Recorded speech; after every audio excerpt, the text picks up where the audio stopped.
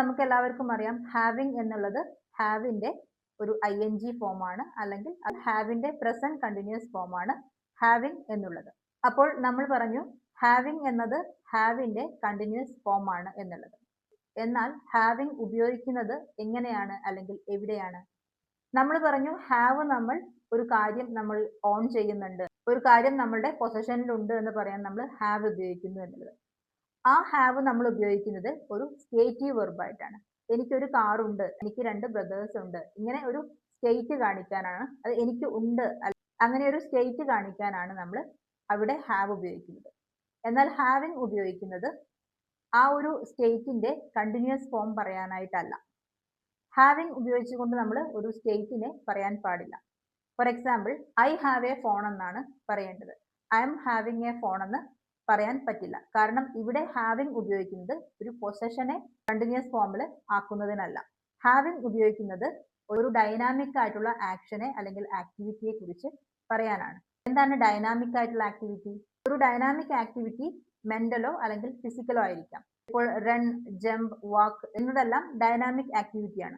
അതുപോലെ തന്നെയാണ് having fun അല്ലെങ്കിൽ ഹാവിങ് ഗുഡ് ടൈം.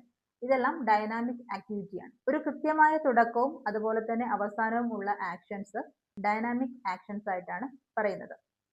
ഇപ്പോൾ ഫൺ ടൈം ഉണ്ടാവുക അല്ലെങ്കിൽ ഗുഡ് ടൈം ഉണ്ടാവുക എന്നുള്ളത് ഒരാൾക്ക് എപ്പോഴും ഉണ്ടാവുന്ന ഒന്നല്ല. ഇപ്പോൾ ഞാനൊരു ഗുഡ് ടൈം ആസ്വദിക്കുന്നുണ്ടെങ്കിലും എപ്പോഴും എനിക്ക് ഗുഡ് ടൈം ആയിക്കൊള്ളണമെന്നില്ല.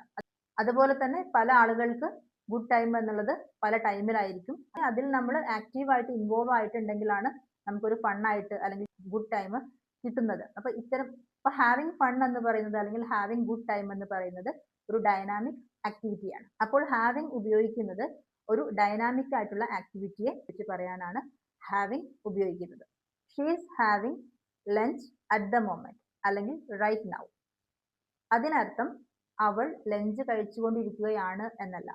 ഈറ്റിംഗ് അല്ലെങ്കിൽ ഹാവിങ്, അവൾ ഈറ്റിംഗ് എന്ന് പറയുന്ന ഡൈനാമിക് ആയിട്ടുള്ള ആക്ഷൻ ആണ് അവിടെ ചെയ്തുകൊണ്ടിരിക്കുന്നത്. മറ്റൊരു എക്സാമ്പിൾ ആണ് I M having A great time at the party.